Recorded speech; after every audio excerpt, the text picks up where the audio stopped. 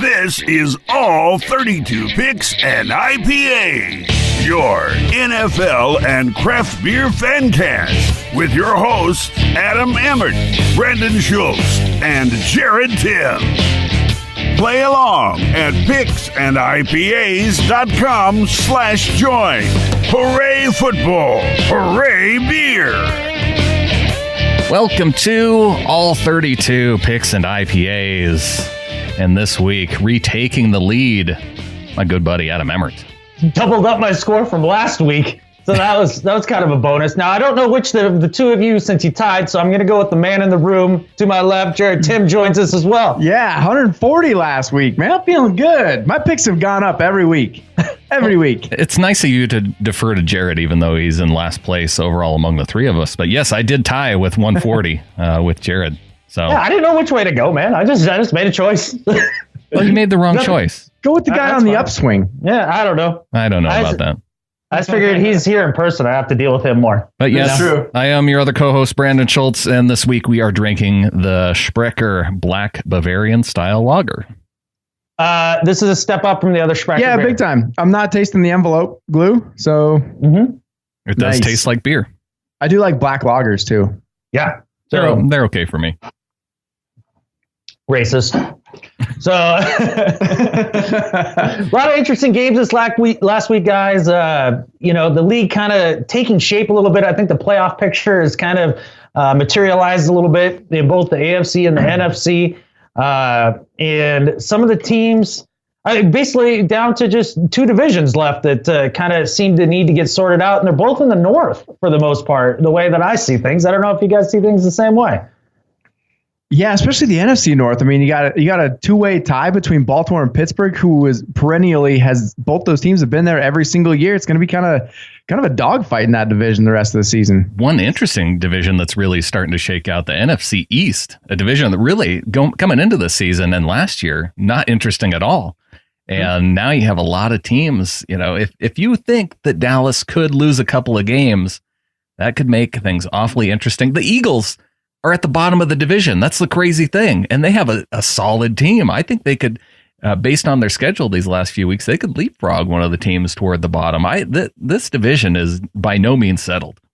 That's a good point. I mean, Eagles 5-5, not one team in the NFC East with a losing record. Right. So you get two wild cards out of there. And like you said, Brandon, with the Eagles playing the Cowboys this week, potentially, if they win that game, if Washington wins that game this week, they could leapfrog a team. Like you said. Washington plays the Cowboys this week, and it closes out with the Eagles of the Cowboys in Week 17. So that could be another interesting game. So definitely a division to watch. And normally I would run down the list of risk picks this week, guys, and who we could take. But the list is just too darn long. There's only 4 games that are actually within a competitive margin based on user consensus. So we've wrapped up, I think, our risk picks going into the show, and we should get right into it.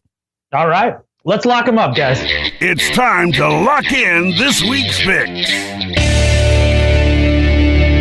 So, first game, Thursday night game, NFC North showdown between the Minnesota Vikings, who get off the schneid, Brandon, taking on the Detroit Lions with yet another fourth quarter comeback. Who you got? They are off the schneid, and that's why this game is so interesting among user consensus. Only 57% with the Lions, 43% with the Vikings. One of the closer games within a coin flip, I think, between these two teams. I kind of like Detroit being at home. They got it done against the Vikings before. I could see them doing it again. Going Detroit. Yeah, I'm going to go Detroit too. I mean, both these teams have identical records, home, away, and in the division. I mean, this is a deadlock tie all the way across the board. I just like the momentum that Detroit seems to have, and they've been pulling some things out in the fourth quarter, Adam. Like you said, I'm going to go with them on Thanksgiving Day. I'm looking forward to this game, actually. Yeah, this was a tough one. I'm surprised that this was one of the only few close ones. But basically, looking at Minnesota last week, they win on a punt return and a 100-yard interception return. Sam Bradford looked abysmal yet again. But then I look at Detroit, and like their defense plays so-so. They're a middling defense, but their offense isn't really good. I mean, basically, there's no running game whatsoever. Can't run the ball. And it's basically keep it close, 6-6, 9-6 until the fourth quarter, and then let Stafford try to pull something out of his butt. And I think he finds something in his butt on Thanksgiving, pulls it out. Maybe is it stuffing? Is he going to stuff this win? Yeah, and maybe he's smuggling something into prison. I don't know. But Detroit Lions at home on Turkey Day, they seem to always play well on Thanksgiving as well. All right, the clean sweep among the three of us. Yeah. All right, guys, moving on to NFC East, and this is one of the more intriguing games of the week to me. And my first risk, I'm taking this as my risk pick. I'm going to take the Redskins on the road to beat the Dallas Cowboys because Cowboys are 9-1 and they've rattled off 9 straight, no doubt about it. But they're going to lose more than one game this season. And I'm still not sold on that defense for Dallas. They really haven't come up against an opponent that's been hitting on all cylinders, especially offensively. And you can see Dak Prescott start to struggle in the first half of games. And he's really kind of gotten it to the point to where he starts to turn it around and pull it out in the second half. But there could be a game where they don't just quite have the mojo. They've played in a lot of close games, so it's not like they're invincible. And look, I'm ready to say it. Kirk Cousins is a real deal quarterback. I'm not saying he's a elite quarterback, but he's a dang good quarterback, and he's figured it out in that offense. And I'm not just saying that based on the performance against the Packers. He's kind of done it from about week 4 on. And I like the Redskins defense. They'll get a little pressure on Dak and maybe get a mistake. I like the Redskins on the road, Jared. I think Kirk Cousins can be a good quarterback at times. We'll see when he comes to play good defenses when typically he still melts. I mean, if they can get into the playoffs and he can do some damage, then I might be sold on him. I'm not quite sure yet. One thing I do know about this game is, like you said, Dak Prescott can start out pretty slow. One thing that doesn't happen is he doesn't stay there. He always fixes it. The Cowboys always fix it. When I watched that game last week, they were never out of control. And this is what happens when you have good all-around teams. Like you guys saw the Seahawks for so many years, and still now, they're never out of any game whatsoever that they play, and they're always in it. Cowboys are that way, and that's what leads them to victory more times than it doesn't. The difference is Washington's got way more to play for in this game, being in third place. If they lose, they distance themselves behind the Giants potentially, and especially the Cowboys. So I think the Redskins have a lot more to play for. I still think the Cowboys are a better football team. They have more talent across the board. I'm taking them at home on Thanksgiving. Dan Snyder looked awfully happy this last game for a guy that's going to end up having to pay a ton of money to keep Kirk Cousins on his roster. Mm-hmm. Yeah. Holy smokes, because if they had to franchise tag him, if they want to re-up at franchise tag money, that is a huge chunk. And that he's not going to come down from his current asking price. So that'll be. It's only gone up. Yeah. I know. And not going to be worth it. And Dan Snyder not going to be able to pull a John Elway, I think, and say, good luck somewhere else. But I like the Cowboys here, too. I said I wasn't going to pick against the Cowboys the rest of the season, and I'm not going to start now. And they are at home. Washington getting kind of hosed schedule-wise, having to play the Sunday night matchup and then turn around and play an afternoon game on Thanksgiving. Just saying, schedule makers. I'm just saying too, boo-hoo. Schedule makers did not do them any favors. Every team at some point in the season goes, the schedule makers didn't do us any favors. Crybaby shit asses. That's what that is. I feel like you got a little bit of Riverboat Ron in you over there, Brandon. I don't feel sorry for him. I'm just saying that's why I'm leaning Cowboys on this one. Same with 84% of users. Only 16% with the Skins. Wow. I'm surprised that it's that big of a gap, because I would have maybe picked this game without it being a risk pick too. But being 3-0 in the last 3 weeks on my risk picks, I'm feeling pretty good. Starting to get a little cocky picking against the only team with one loss. All I know is at the end of Thanksgiving Day, I'm going to be saying, ooh, just like Kirk Cousins. When you're sitting on the toilet because all the food you ate? I don't have those kind of problems like you, dude. Like, I can eat and then I still shit normal, like a person. I got to make room for more, especially on Thanksgiving. All right, guys, going on to a couple middling teams. The disappointing Pittsburgh Steelers taking on they are who we thought they were, Indianapolis Colts. Jared, who you got? Boy, battle of the 800 teams. Yeah. I don't know. Pittsburgh's up and down. So are the Colts, who somehow pulled out a win over Tennessee, which I didn't think was going to be possible last week. This is the least intriguing game to me on Thanksgiving, I think. but I'm going to go Pittsburgh on the road because I think they have a more talented team, and I think Big Ben's going to tear up that secondary. This is my risk pick of the week. The Colts at 23%, so just under that 25% margin for the risk pick. 77% picking the Steelers, even though they're going to be on the road in Indy. I'm liking all the home teams on Thanksgiving Day, especially a Colts team that is number 7 in the league in scoring points against a Steelers defense that doesn't seem like it's really up to stopping anybody. You say this isn't a very intriguing game, but this could be a shootout of a game, Gerrad, to finish off the Thanksgiving schedule.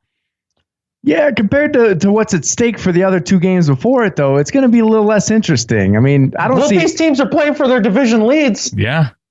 Whatever. That's a true fact. I know, but it's stupid. It's a stupid fact. Right. So look, not intriguing. The Steelers defense is bad.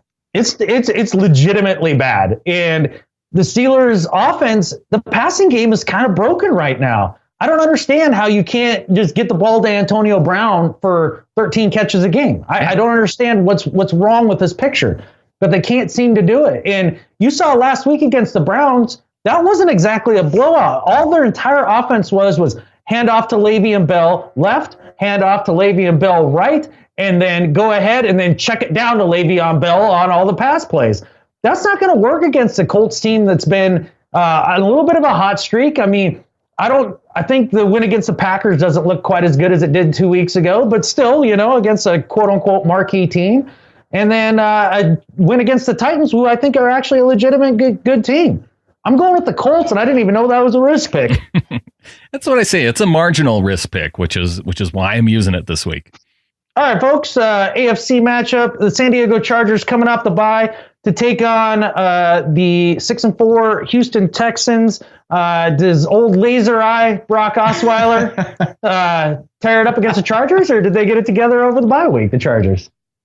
I think I'm tending to lean toward the Chargers actually getting it together and coming. This Texans team I was surprised they did as well as they did against Oakland, that they hung in there quite a while. This is a Texans team, though, that's kind of on the downslope. They're going to struggle to hang on to the lead in the division the rest of the season. And I kind of like the Chargers here, despite only 29% user consensus going with the Chargers. I know. I don't know. This seems more like a 50-50 game to me. Yeah. I see. It's a user consensus on a game like this, which makes me think. Now, granted, I don't have a lot of room to talk because of my picks, but it doesn't seem like people are paying that much attention. San Diego is a way better football team. I mean, okay, Houston, yeah, they're 6-4, but your quarterback's bitching about having a laser pointer shot at him. You're not that focused, man. I mean, dude, yeah, I'll shoot a laser in your eye. I'd shoot anything into your eye, and I promise you're not. The only laser about me is my focus, man. I got laser focus, okay? But here's the thing that really stands out to me about this game. So San Diego 4-6, Houston 6-4. San Diego is plus 14 in point differential with a losing record. Houston negative 34. Yeah, holy smoke! I know. And it's they're not even 6-4. Yeah, their defense is bad. Brock is bad. They're a bad football team. They were lucky to be as close as they were against Oakland. I'm going San Diego. It's funny. I hadn't looked up the point differential, but that definitely matches up with the eyeball test. It really does. With or without a laser in your eye. That's exactly right. Like if we were going to get right down to it with the laser focus, that would be the numbers that put that into perspective. Yeah, you're exactly right. Chargers are a better team, and I think maybe people just forgot about that since they were on the bye week. I can't understand this disparage. In the user consensus, Chargers all the way. This seemed easy to me. Well, a chance maybe for other people to pick back up on it, but Texans at home. I mean, that counts for something, I guess. Does it? I don't think so. I guess it's a laser-free zone. That could be true. Whoever did that from the stands is a dick. Yeah, don't do that. Dude, you can hurt somebody's retina, man. Like, that's like bad news. And not only that, but they chose the wrong color laser. Who shoots a green laser? Just take away Mexico's game. They don't get any more games. That'll show them. They're not children. Well, whoever did it was a child. They just take away Mexico's game. You know what you did, Mexico. You know what you did. Go to your room and think about it. Time out. All righty. One more game here, then let's talk beer, fellas. This should be quick. The 1-9 49ers go on the road to take on the Dolphins, Gerrad. A Colin Kaepernick has been a little sneaky good the last couple games, and Tannehill somehow is getting a little too much cred, I think, these days. Yeah, I think so too. And Miami really didn't play all that well except for the very last 2 drives that they had. It was enough to get them 14 points and a win, but they're still kind of inconsistent. They definitely have improved in my eyes. I mean, if you want to talk about point differential, San Francisco's negative 100 and something. Yeah. It's really bad. Yeah, I think you're right about Kaepernick, but I'm still going Miami at home. That's a long way to travel for a 49ers team that is just kind of void of talent anyways. Do the Dolphins make it a half a dozen in a row, Brandon? Is that what they're up to? Are they on a roll? You call them butter because they are on a roll. Yeah. Well, I'm picking the Dolphins too here, and this is one of the more lopsided in terms of user consensus this week. 92% going with the Dolphins, but that's because the Niners are 0 for 9 in their last 9 games. This is an easy pick for me, going Miami at home. This is one of the few times I agree with the user consensus wholeheartedly, and it pains me to have to pick the Dolphins 2 weeks in a row.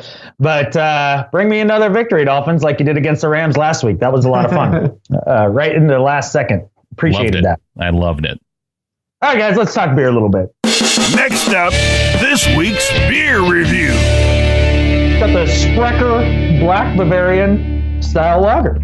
And this is a good beer. This one, it rates out highly, too, on Beer Advocate and the Rate Beer websites. 97 out of 100 overall on ratebeer.com. Beeradvocate.com, a Beer Advocate score of 91 in the outstanding range.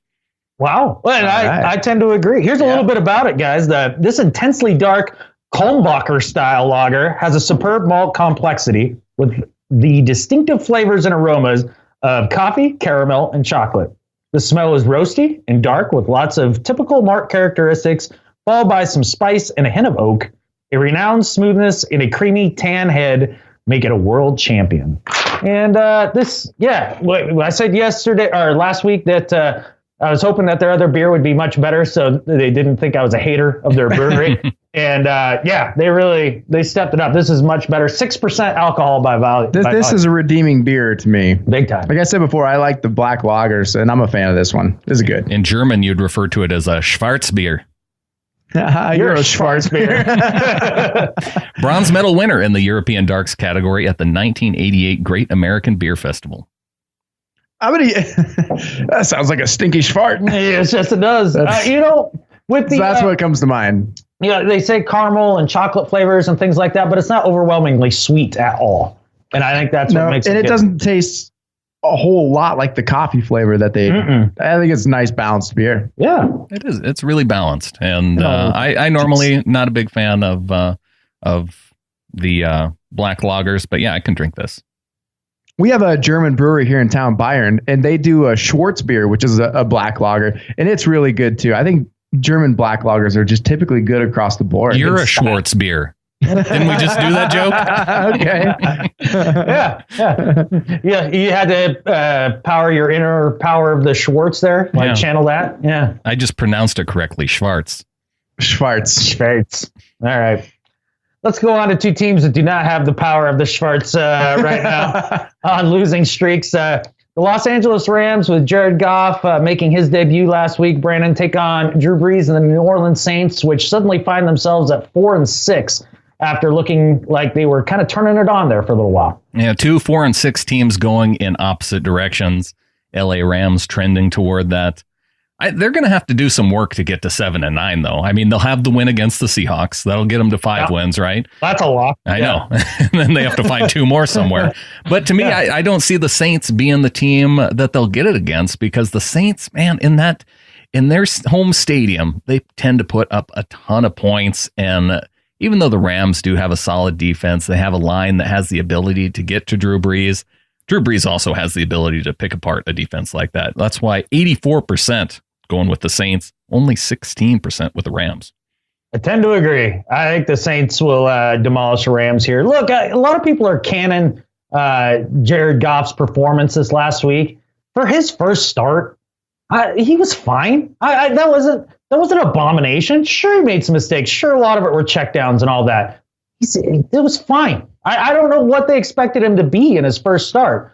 Like, not everybody's a rookie phenom. Not everybody's Dak Rams Prescott. fans expected him to be Dak Prescott or Carson Wentz. Well, that's great. So basically, the problem with Rams fan right now is like the same problem that Titans fan might have had if they were against Mariota out of the gate when Winston appeared to have a little better rookie year. Mm-hmm. And now it's clear that Mariota is the better quarterback. Have some patience, man.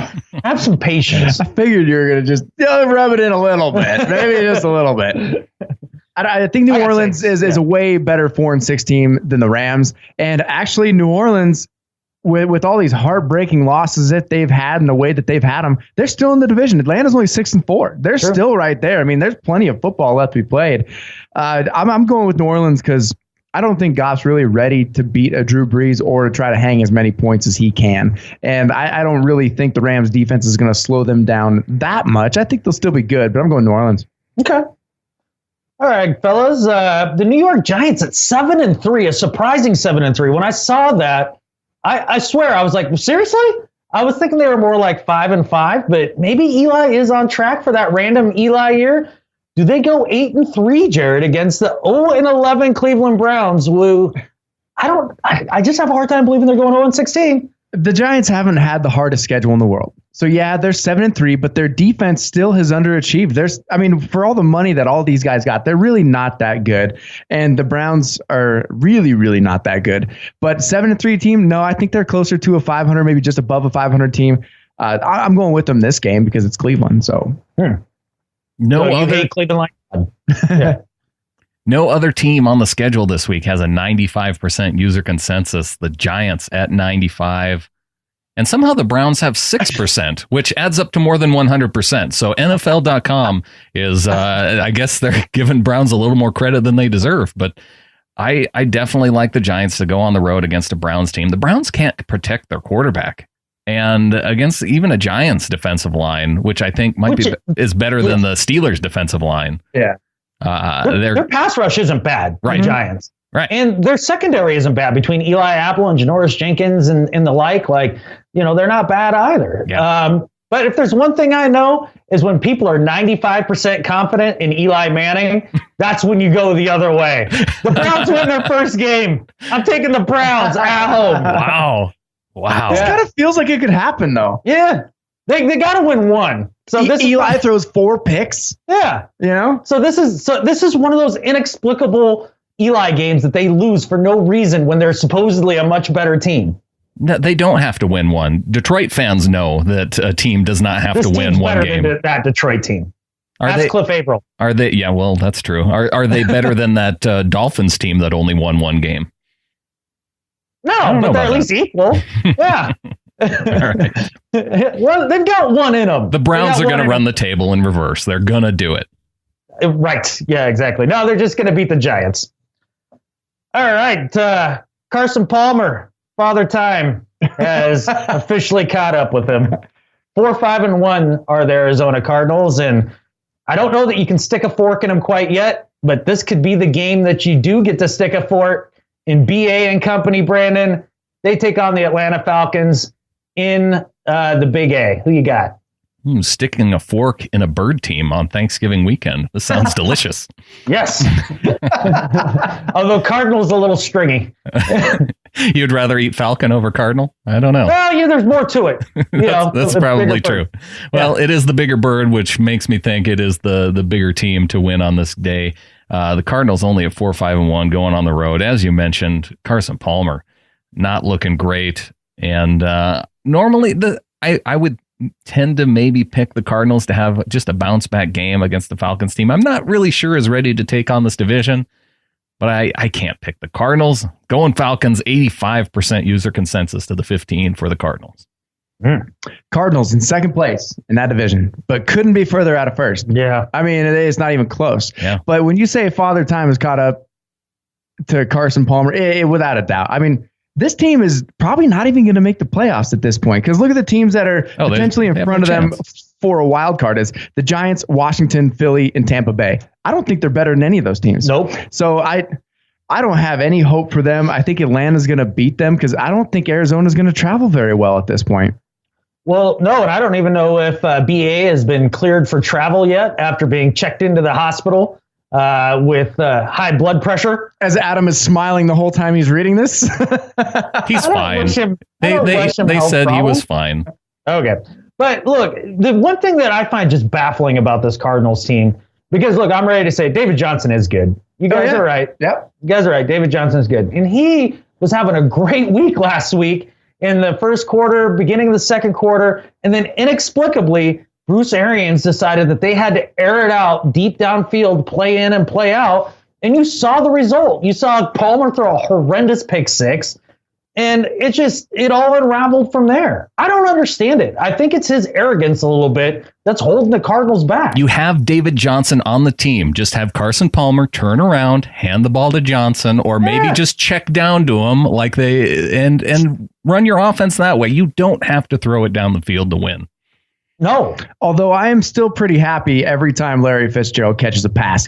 He's making one-handed grabs, diving catches. He's better than he was last year. Yeah. He's unbelievable, man. I kind of hope Tony Romo goes to the Cardinals just so he can link up with Larry Fitzgerald for a couple of years. I would like Larry Fitzgerald to go out on a year where he's got a quarterback with an arm throwing to him. Well, then I hope it's not Tony Romo that ends up there because that'd be over by week 3. Larry's going to play 4 or 5 more years, guys. We don't need to be writing him off yet. He's almost done. Yeah, he's almost done.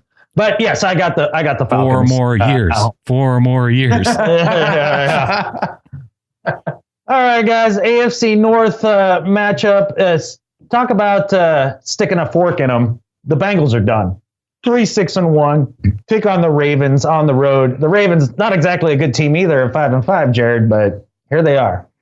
You know, the Ravens needed to make a statement last week against the Cowboys, and they failed to move the ball whatsoever. And then their defense completely broke down in the second half.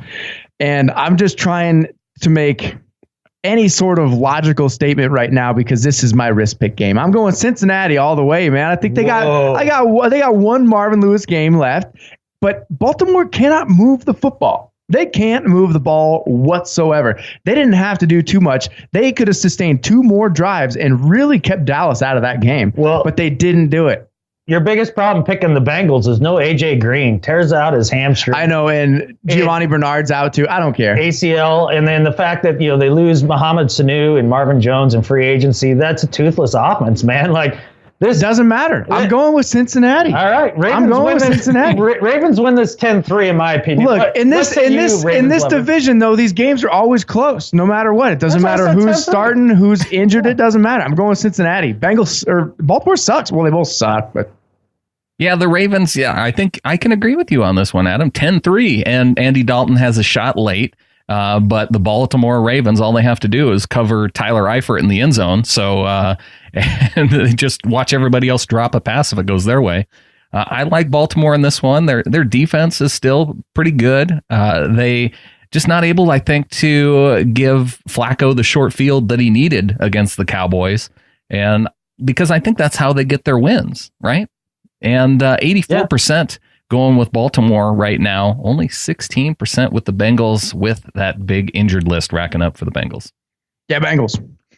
I think this next game will have a similar user consensus because it's the Jags on the road to take on the Bills. It sounds like Shady McCoy will play. He dislocated his thumb in the last game, but you just pop that shit back in and you're good to go. Or you cut it off. Yeah, one of the two. But yeah, I like the Bills all the way in this, guys. I'm sure you do too, Brandon. Yeah, Bills all the way. User consensus, as you mentioned, lopsided toward the Bills' favor, 94%, only 6% going with the Jags.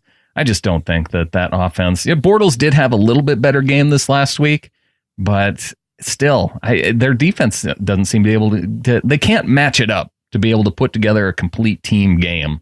And they're going to have to do that to beat the Bills, especially when they're on the road in Buffalo. Yeah, I got the Bills too. This isn't even really close. I'm kind of rooting for the Bills too because I'd like to see them in the playoffs, but they need to start winning some games if they want to find their way into the wild card mix, which is going to be pretty tough, but I'm going for them. And these are the must wins for them if they're going to go ahead and get back in that mix and overtake the Dolphins, which they better. because I can't stand the freaking Dolphins, Oakland, Denver, Kansas City. You name one of those teams. Yeah. I mean, good luck. No, you're true. You're true there. All right, the Tennessee Titans, which suffered, they were in such great position to make a statement win and start to look like a real playoff contender last week, and then stumble against the Colts, run into a red-hot Andrew Luck in the first half, throwing to T.Y. Hilton, but made a game of it in the end. Titans take on the Bears. Jay Cutler hurts his shoulder, out forever, Gerrad. What do you think? Are you taking the team that just is going to jettison your future quarterback? You're taking the Bears? Whatever. Tennessee just blew a golden opportunity last week. They had it, and they were right in the mix, and you felt like they had a full head of steam going in the back half of the season to really make a solid playoff run, and they just blew it. I mean, I'm going Tennessee in this game because the Bears are putrid, but I don't know. I don't have a lot of hope in this Tennessee team after they really had it in their hands and couldn't get it done.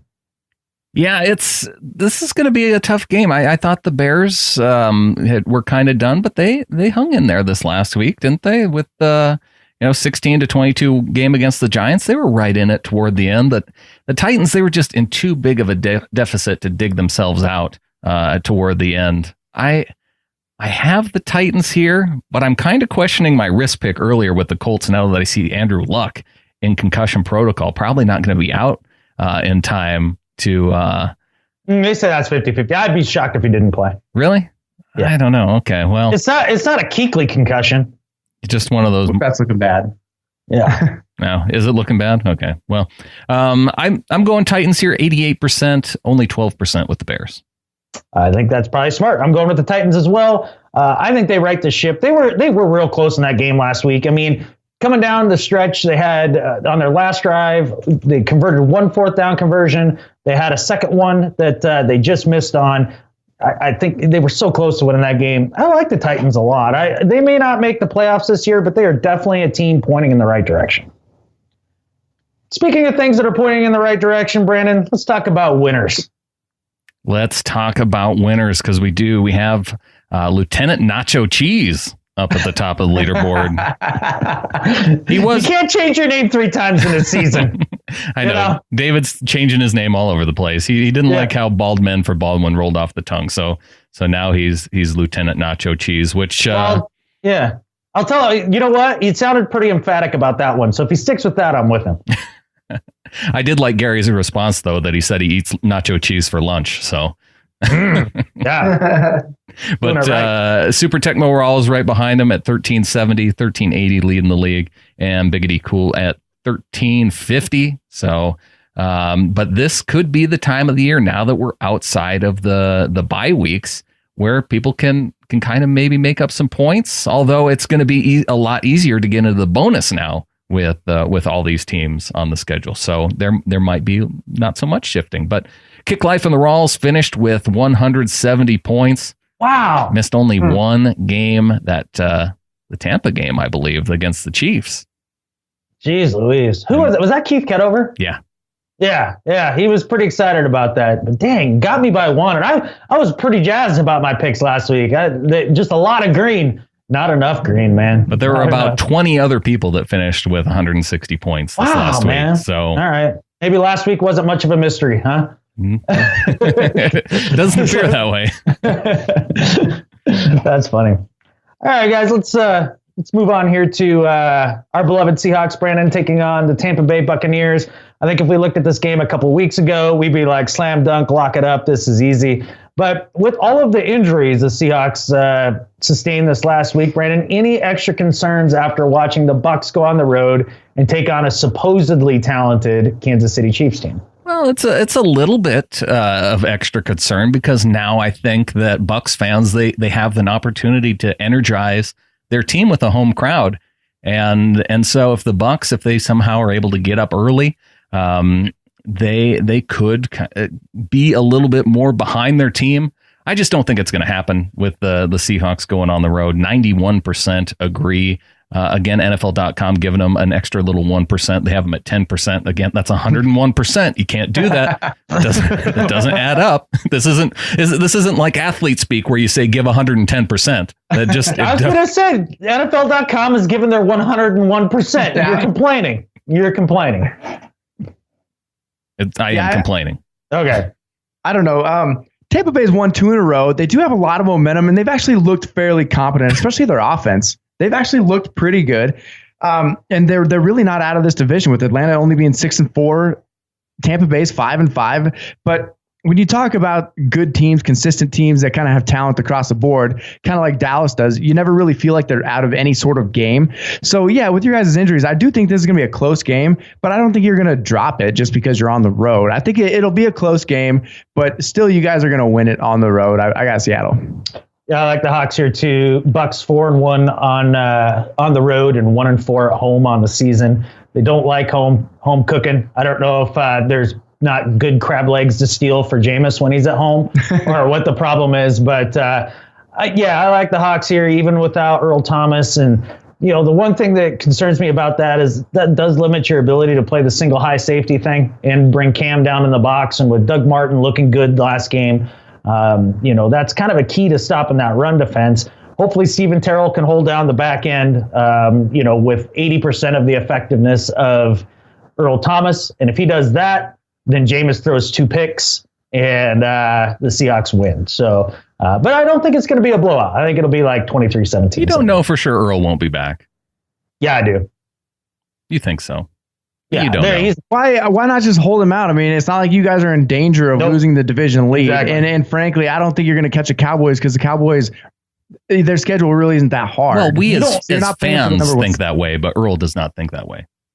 I know Earl doesn't think that way, but you don't fuck around with hamstring injuries, man. Because they don't go away. They don't, and it's go late away. In the season. Exactly. It would be foolish to put him out there if he wasn't 100% by Sunday.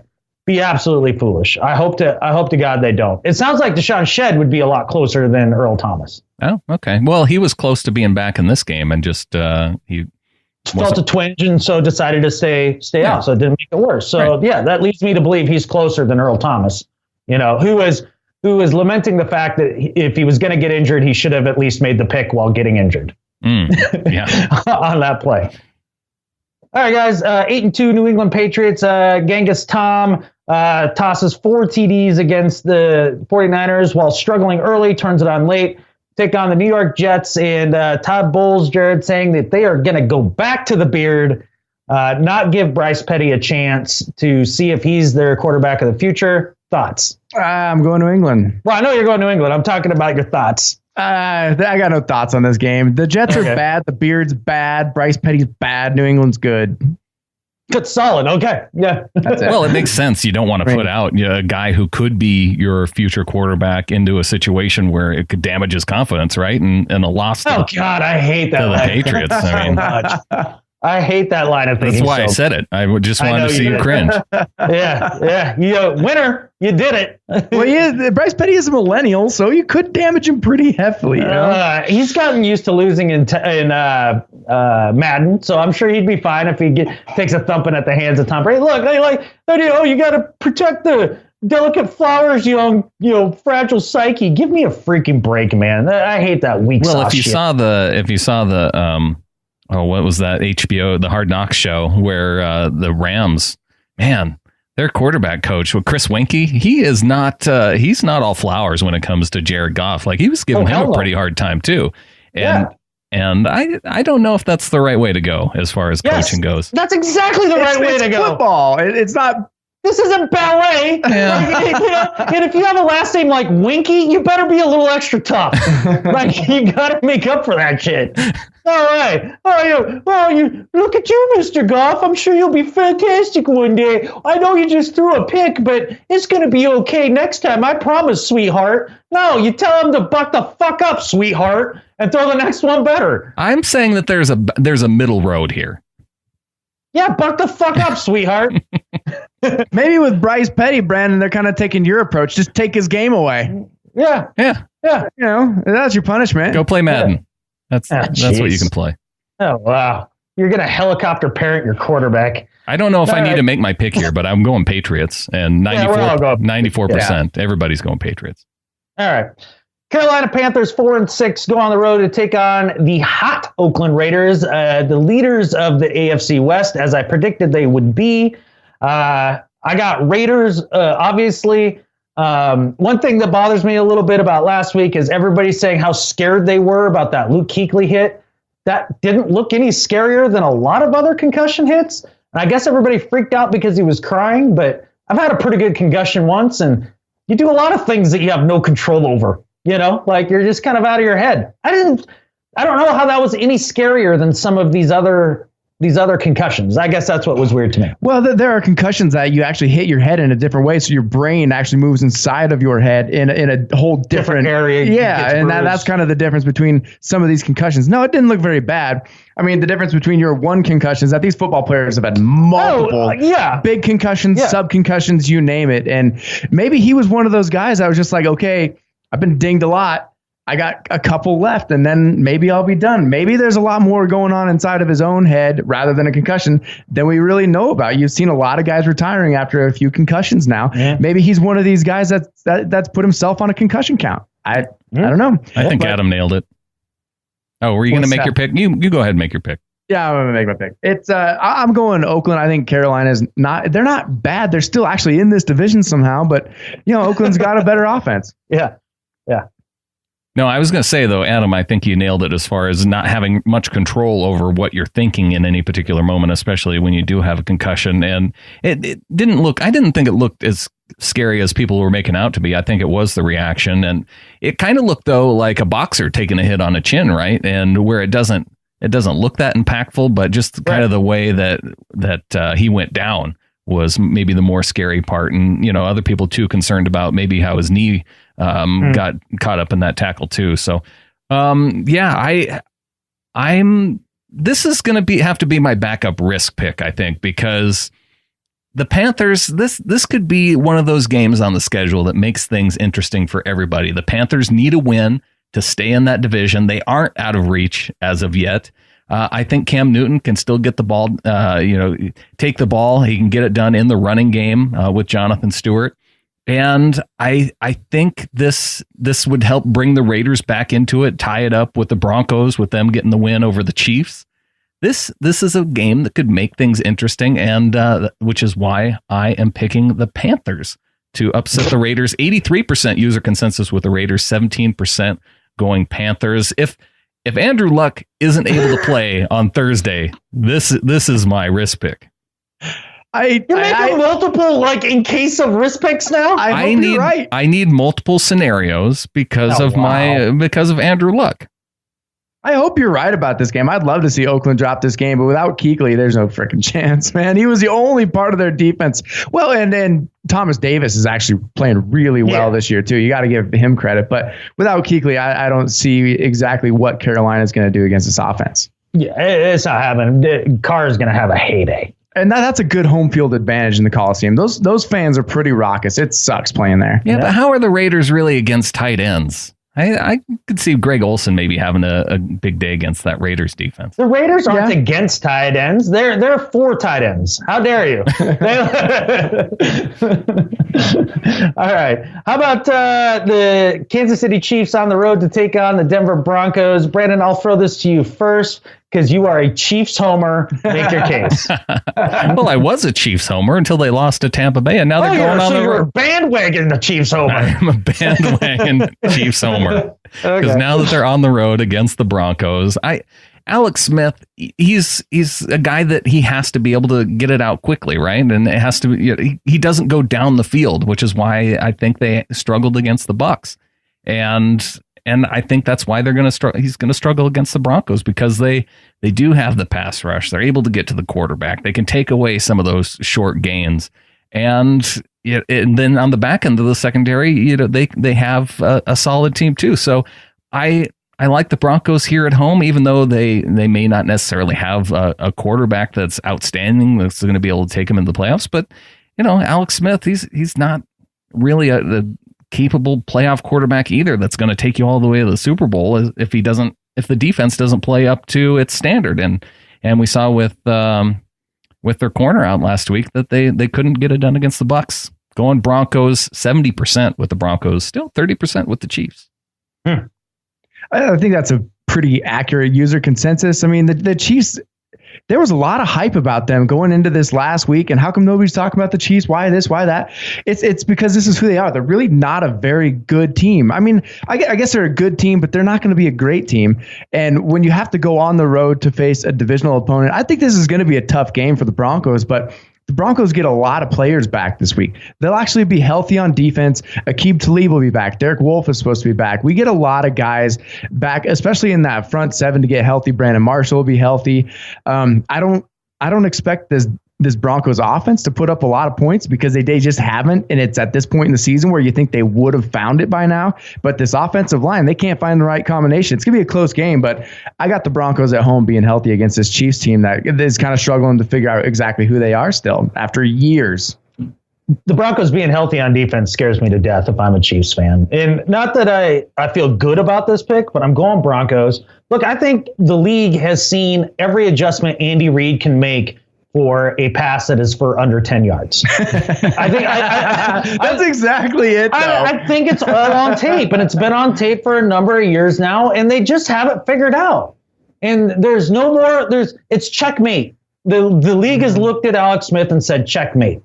And it's over for that reign. The Chiefs need to look for a different quarterback next year. Yeah. But I like it. I like the Broncos at home.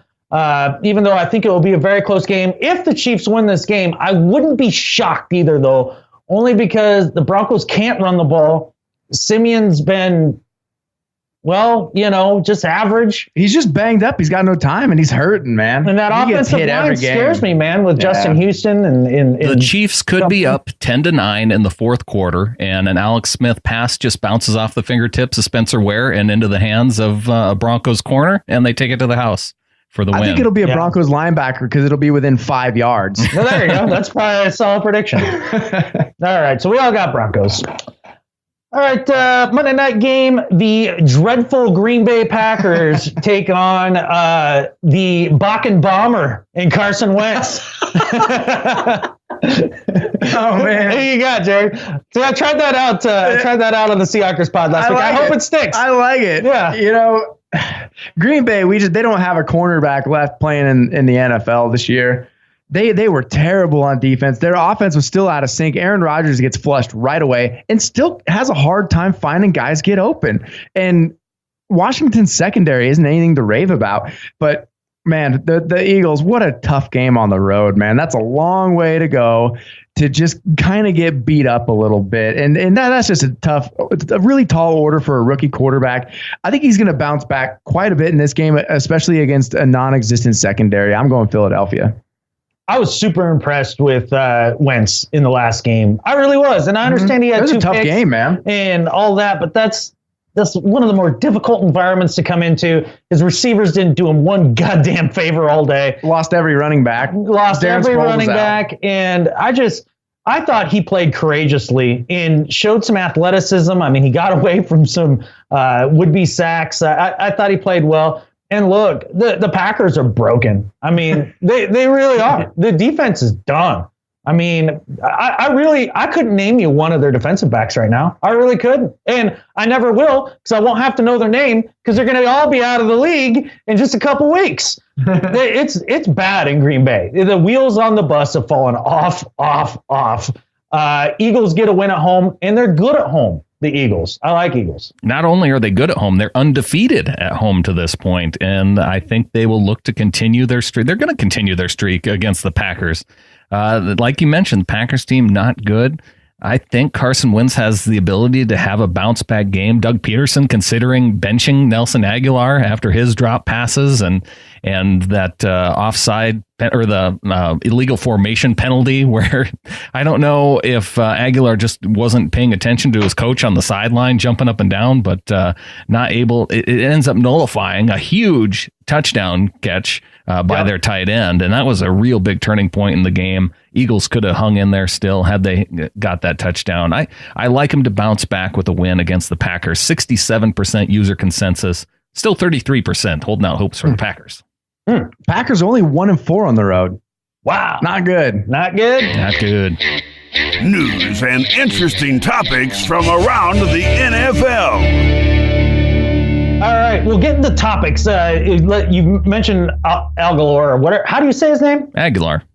Aguilar? Something like that. Okay. What do you do with a player like Aguilar? Somebody that was drafted highly, that has physical talent, but much like a pitcher who can't throw to first base, like he can't catch the ball right now. Like, what do you do with that guy? Well, like Braylon Edwards, he ends up bouncing around the league to a team that thinks that they can fix him. He did have a couple good seasons with the Jets, Edwards. He did. Yeah. Okay. Yeah, I don't know. Maybe as long as you don't have to pay him too much, I think you can take the risk. Yeah. I mean, look at the Steelers with Darius Hayward-Bay. But what do you do? They didn't have to pay him too much. So as the Eagles, you just cut him loose then. You guys aren't going to give him the time to try to work through it? I wouldn't if I'm the Eagles, because you'll have to pay him too much probably to keep him around. You could go get some guy who can be a possession guy who can actually catch a ball. That's what you step need. one to being a receiver, right? You have to be able to catch. It's a very important skill. Yeah. Okay. How to be able to catch. All right. That's fair. All right. Well, that was one topic. So my second topic was Bond villain, Mark Davis. It's announced today that the city of Oakland has reached a deal with the Raiders. Still needs to be approved by a couple city entities, but it's looking solid that the Raiders will stay in Oakland and not go to Vegas.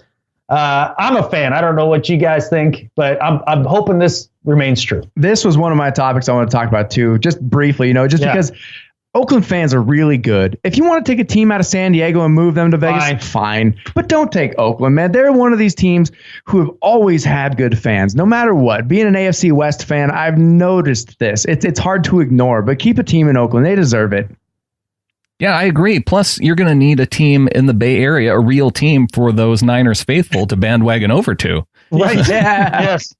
You can't take every team out of the Bay Area. No. The Niners went down to Santa Clara, so now because the traffic is so terrible, you need other Bay Area fans with the game that they can actually travel to and get to on the on their little train system. So I like them staying in Oakland. Train system. Whatever they call it. It's not subway. It's above ground train. They call it Thomas the Little Train. Your little cute train system, San Fran. Cute. I guess it's kind of subway. It goes both up and above and below ground. So I don't know what to call it. It's their little train that could. Yeah. That's what it is. Yeah. Well, good. I'm glad we all agree on Oakland. I was excited to see that news. Like you said, Jared, they're some of the most original diehard fans in the league. Do you think San Diego now jumps on board that whole Vegas option? I would, because they got a nice facility they want to put there. And San Diego, they don't have a hometown advantage. They got nothing there, man. Nothing. Well, you haven't seen the plan for the San Diego stadium. I think they were calling it a Convent Stadium, like a convention center stadium, like they Frankenstein those two words together. So it can double as something else because they won't get fans in there? Well, they're saying that that'll bring so much more revenue in because of all of like the boat shows and stuff like that. Kind of like Jacksonville had to do with a cabana. I guess I don't. I know you hate cabanas, but I like hot chicks in bikinis, so I'm kind of pro cabana. That's why we have cheerleaders, man. That's good enough for me on a football game. Pom poms are enough. Yeah. Okay. All right. Anybody else got any topics? Well, I kind of briefly had one. I don't know if Brandon is okay with talking about it. He's kind of a quarterback elitist, so I don't know if this guy qualifies. Okay. But Jay Cutler does have a torn labrum. He's probably likely out for the season. Yeah. Does he start next year or not?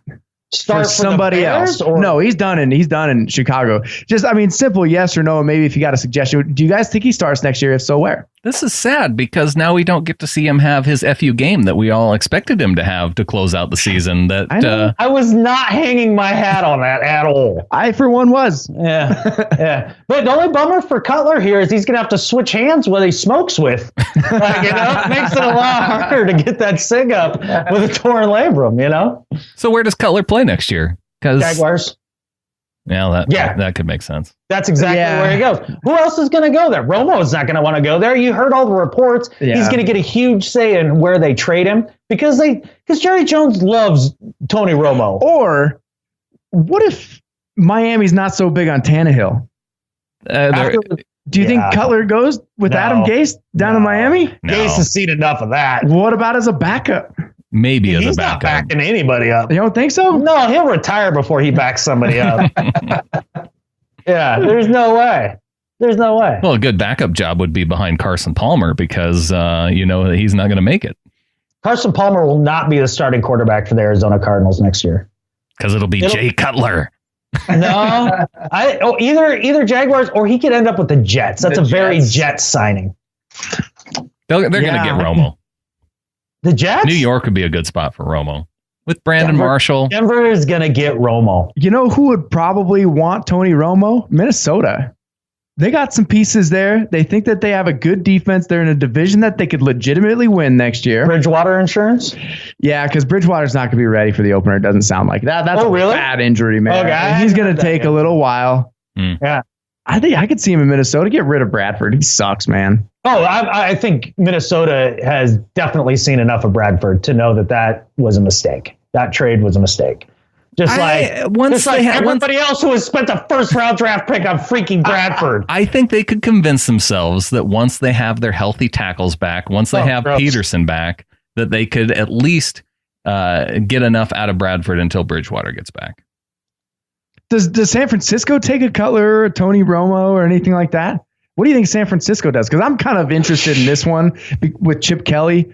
They're not happy with Kaepernick. He'll be gone. Blaine Gabbert's a backup. Who are they? Kelly's going to want to draft a guy. If he's there. Yeah. I'm not convinced Chip Kelly's going to be there. I'm not convinced Trent Baalke's going to be there. I have no idea who the decision maker is going to be in San Francisco when it comes to the quarterback position or any position for that matter. They need help on every level. That's true. So I don't know what you do there. I mean, I think you start by making 284 roster moves in your first year. And I'm not even kidding. That's what the Seahawks did when they tried to turn it over from the Mora one season when Pete Carroll and John Schneider came in. They made 284 roster moves their first year. That's what you have to do. And you got to get a forward-thinking guy. And not that I'm a GM scout, so I don't know who that guy is. But I think that's what you have to do. I have no clue who will play quarterback there. None. It could be a guy from college that you've never heard of. Pretty easy. Well, because I think we can all confirm you're either going to hear one or two things in the 2017 draft, and that is with the first pick in the NFL draft or with the second pick in the NFL draft, the San Francisco 49ers select. It's going to be one of the two. Yeah. Mm-hmm. No, I have a choice of a quarterback. So, NFC North. I want to, in AFC North, who do you guys predict are the division winners today going into week 12? AFC North. And you have quite a few teams there at the top, right? The Texans are still on top. You have the Titans. Well, that'd be hard since they're both in the AFC South. Oh, I thought we were talking South. Okay, we're talking North. Talk South. Do you want to talk South? Because it's interesting. The South is, and that's why I went to the South because that seemed the more interesting. All right, let's do South. So you have the Colts. Mm-hmm. No, are the Colts in the South or the North? They're in the South. Okay. That seems weird. Okay.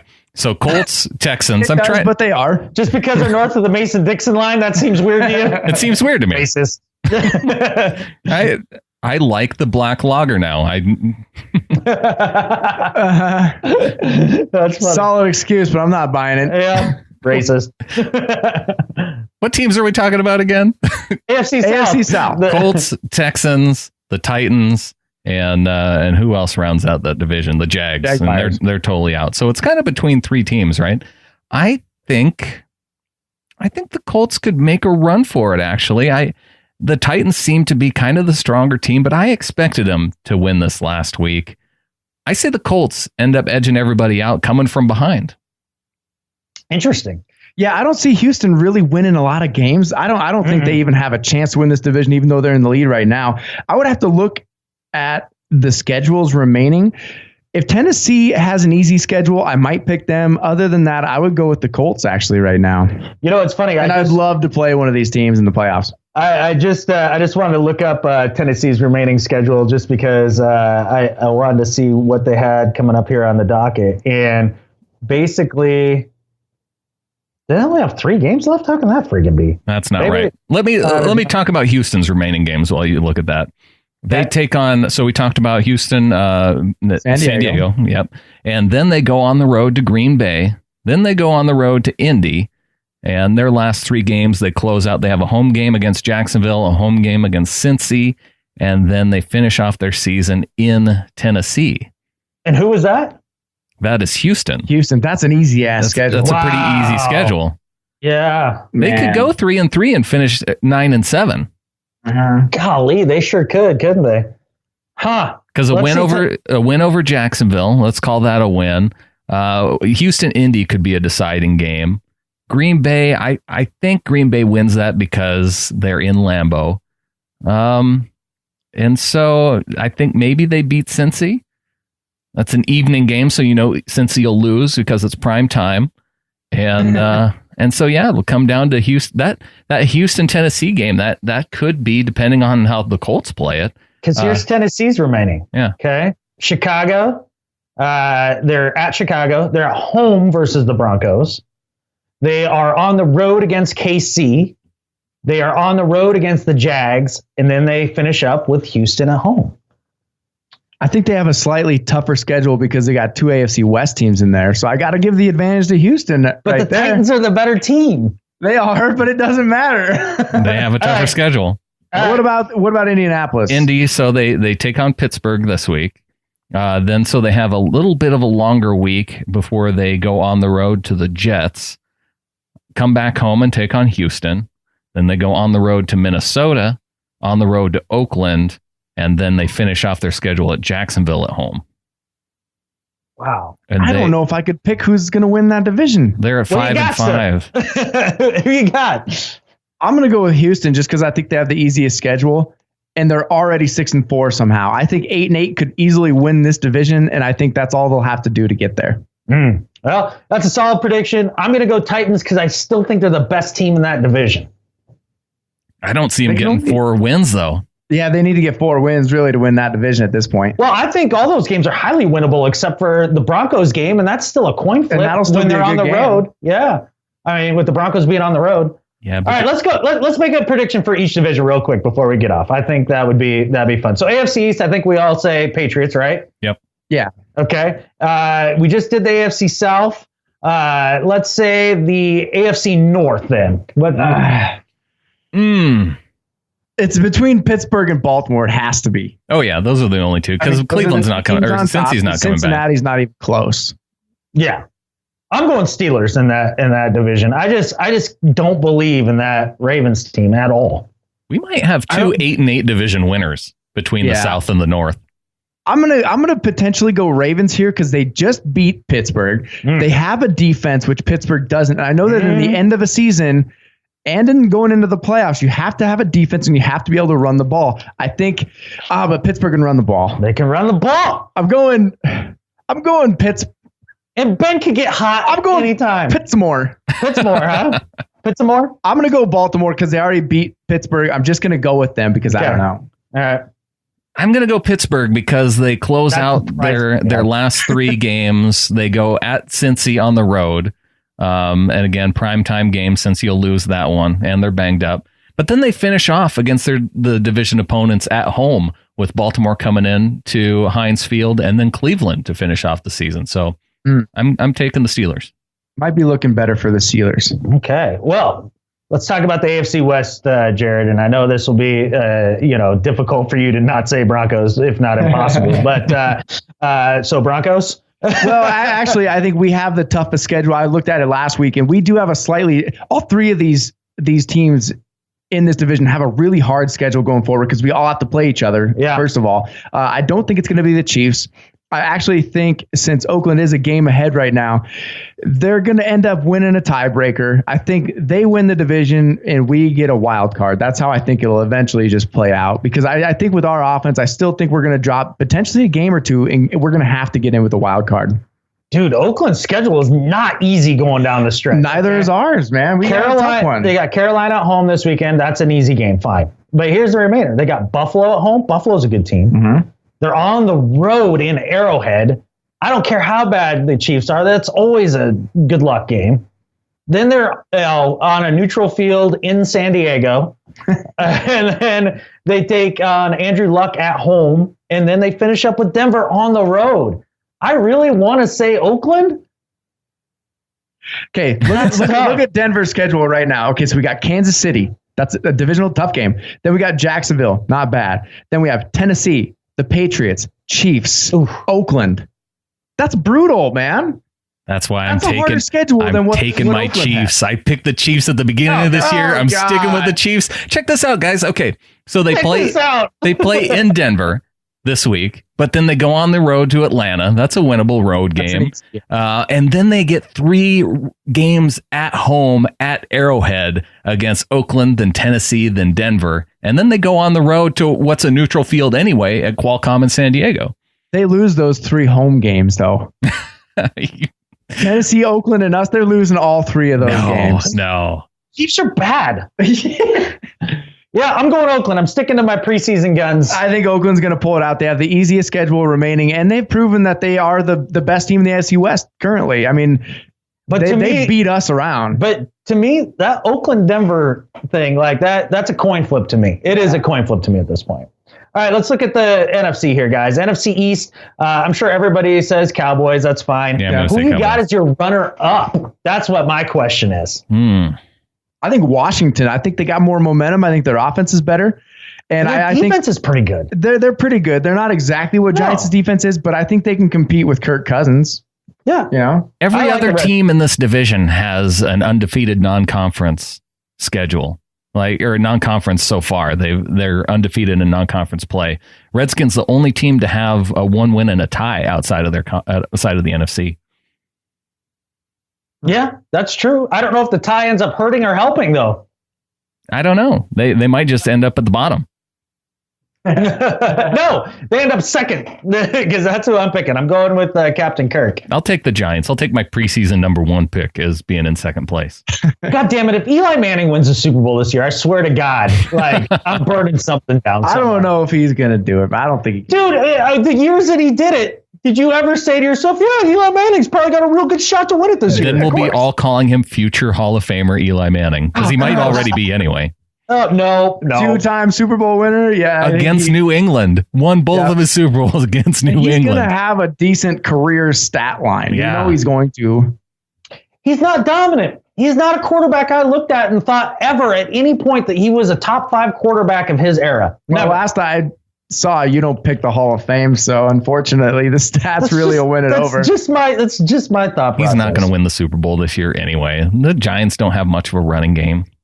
Okay, so NFC West, I think we all agree Seahawks just because of how many games are between them and the Cardinals at this point, with a Cardinals game coming up in Seattle still. So let's gloss over the rest of that because we don't care who's second. Let's look at the NFC South.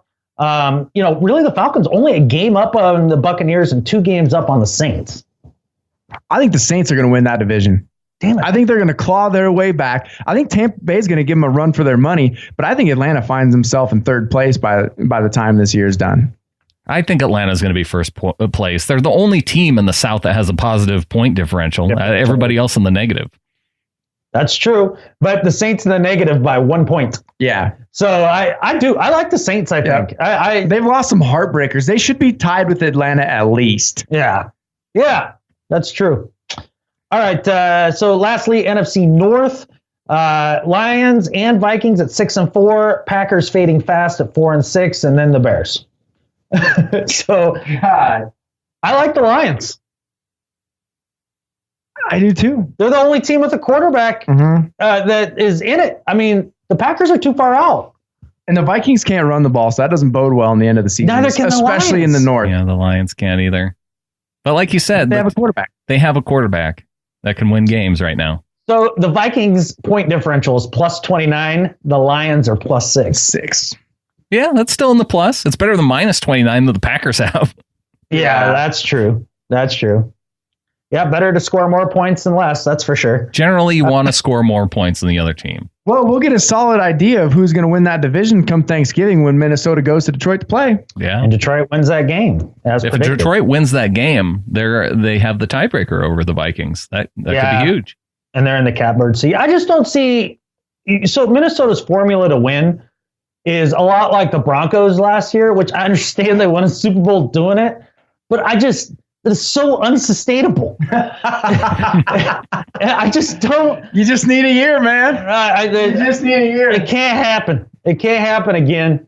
It can't Are you sure? Again. It can't happen again. Eli Manning's won 2 Super Bowls. Shit happens. It can't happen again either. All right, I got Lions. Yep. Yeah, I think we're all going Lions on that one. Weird. Okay. Well, cool, fellas. That was fun. And I think with that, there's only 2 things left to say, and that is hooray, football. Hooray, football. Hooray, bear. Hooray, bear. Hooray, bear. Go Broncos. Go suck it. Nice. Join us on Facebook at facebook.com/picksandIPA.